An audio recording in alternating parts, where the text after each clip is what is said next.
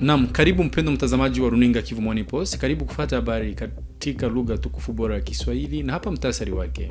Takriban raia 12 wameuawa katika muda wa saa 44 tangu wanajeshi wa Zalendo na FARDC kuteka mji wa Uvira. Hali hii inaendelea kuwa heka inayoangaziwa na uporaji na vurugu licha uhakikisho kutoka kwa FARDC. Na mtani Lubero, ngome ya jeshi la taifa ya Kongo ilichomwa moto usiku wa leo na wanamgambo wa Zalendo huko Musienene. Naam, haya na mengine katika habari hizi, karibu.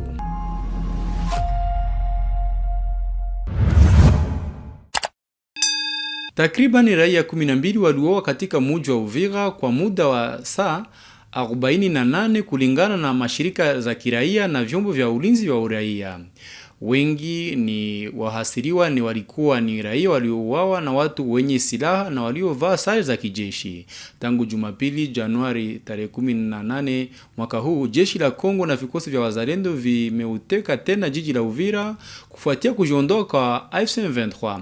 Tangu wakati huu kunaonekana uporaji na ghasia zimeongezeka katika jiji hilo kiasi cha wasiwasi kwa wakaaji licha uhakikisho kutoka kwa wanajeshi la Kongo. Maelezo kamili.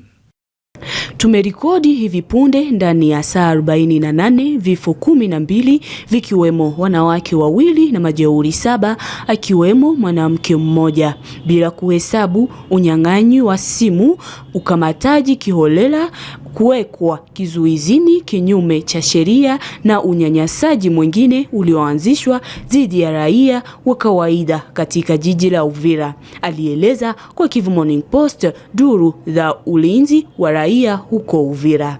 Ripoti iliyohakikishwa na mashirika ya kiraia ambayo inazungumzia zaidi ya miili 10 iliyopatikana katika jiji la Uvira. Kulingana na mwanachama wa mashirika ya kiraia, watu wenye silaha walipora mali kadhaa za samani za raia.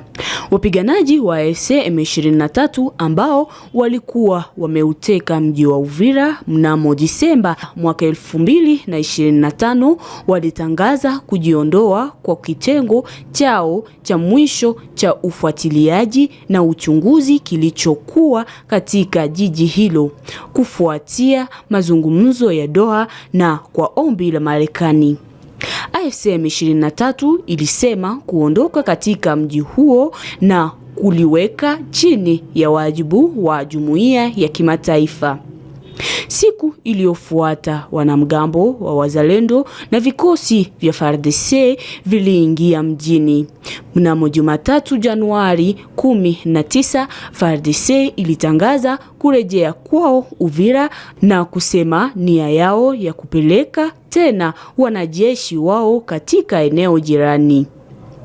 Tangu kurejea kwa jeshi la Kongo na washirika wake, mlio ya risasi, utekaji nyara na uporaji mkubwa umeripotiwa katika mji huo. Ofisi kadhaa ya umma yameporwa na wanamgambo wa Wazalendo na makundi ya wakaaji. Nyumba na makanisa ya jamii ya Wanyamulenge pia yameharibiwa. Katika taarifa, AFC M23 ililaani vitendo hivi dhidi ya raia. Wakaaji waendelea kuripoti vitendo hivi vya kinyama, wahusika ambao wengi wao ni watu wenye silaha waliovaa sare. Na jioni Jumatatu Januari tarehe 19 mwaka huu, mapigano yalizuka kati ya wanamgambo wa Zalendo na AFC M23 huko Bukama katika kitongoji cha Bashali Mokoto mtaani Masisi jimboni Kivu ya Kaskazini. Uvamizi huu wa usiku ulitokea saa chache baada ya shambulizo lililoripotiwa katika jiji ya Pilote. Maelezo mengi naye Sophie. Kulingana na duru mahali, shambulizi hilo liliendeshwa na Wazalendo pa Bukama wakitokea Hitabiroa, ambapo kulisikilika mulio wa risasi na hofu kubwa. Wakazi wengi walikimbilia pa Mweso wakihofia usalama wao. Jana usiku ilikuwa ngumu sana kuzunguka.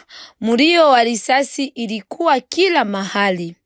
Wazalendo walivamia kwanza Pilot kabla ya kuja hapa, lakini walishindwa, na asubuhi ya leo hali imerejea kwa ushwari, aliripoti mkaaji mmoja ambaye hakutaka kutaja jina lake. Matokeo ya shambulizi haya bado hajajulikana. Katika wiki za hivi karibuni, wazalendo wameongeza mashambulizi yao kwa wakati mmoja katika maeneo ya karibu na vijiji ya Mweso, ikiwa ni pamoja na Kanyagoe, Pilot na Bukama, ambapo mara nyingi kuambatana na uporaji wa mali na ufugo. Wakaaji wa Bukama wanatoa wito kwa mamlaka kuimarisha uwepo wa jeshi wa AFC M23 ili kuhakikisha usalama wao na soko. Na hospitali ya Rafah ya kituo cha Masisi iliyoko katika mji mkuu wa Masisi Centre katika mtaa wa Masisi, jimboni Kivu ya Kaskazini, ilishikwa na moto usiku wa Jumatatu Januari tarehe 19. Kulingana na shirika la madaktari wasiokuwa na mipaka MSF, takriban wagonjwa 4 walipoteza maisha katika mkasa huu. Maelezo mengi.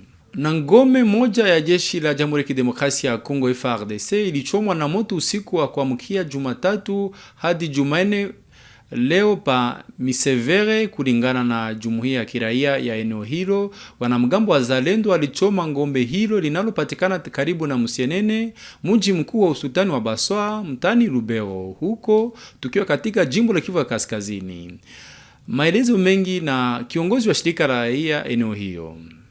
Si c'est depuis hier que la position des FARDC a été visitée par des inconnus qui ont brûlé toutes les cases. Cette position elle est basée à Messevere.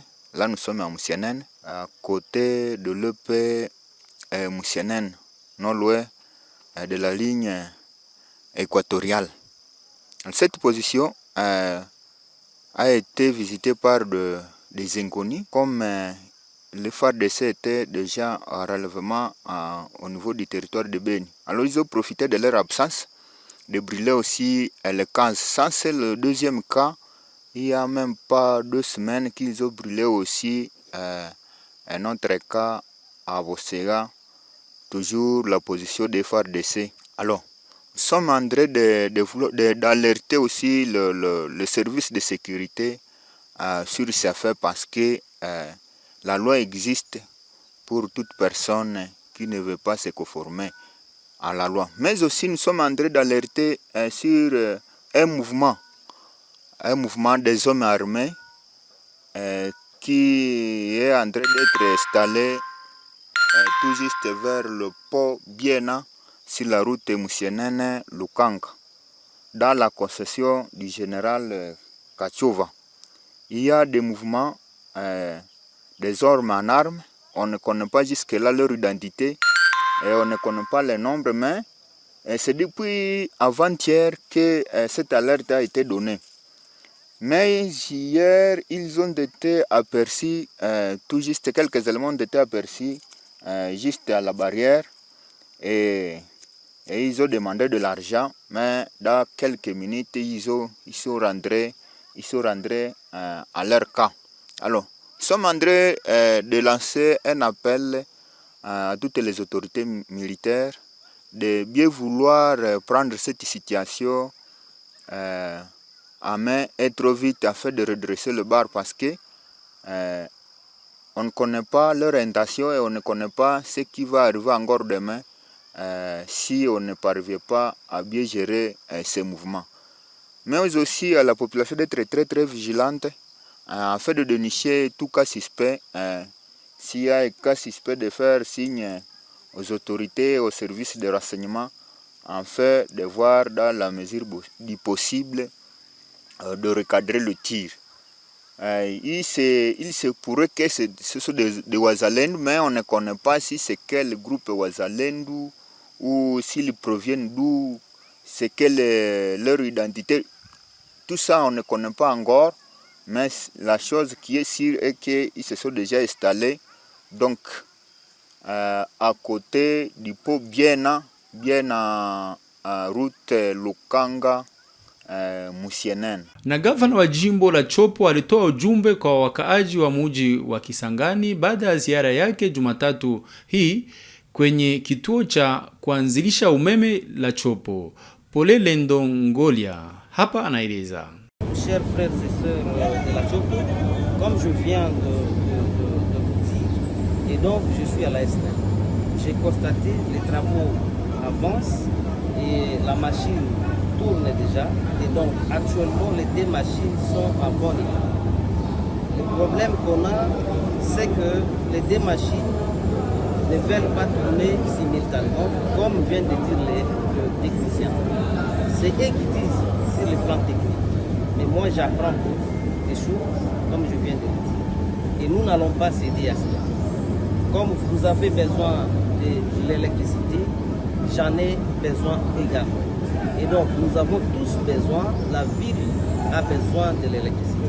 Et nous n'allons pas pardonner, comme je dis, les autorités de Kinshasa, tous les services qui sont mis à ma disposition, nous allons prendre des dispositions pour mettre hors état de nuire tout celui qui veut politiser la SNEL. Gardez votre confiance aux autorités que nous sommes, au président de la République, au gouverneur de province et à toutes les institutions du pays. Merci. Na kwa habari ya kisiasa, Kinshasa, mji mkuu wa Jamhuri ya Kidemokrasia ya Kongo, inakumbwa na mzozo mkubwa wa kisiasa kufuatia kutekwa nyara usiku wa Januari tarehe 18 mwaka huu kwa Obeminaku, presidenti wa zamani wa bunge la kitaifa na makamu wa rais wa PPRD. Maelezo mengi naye Prosper Heringora.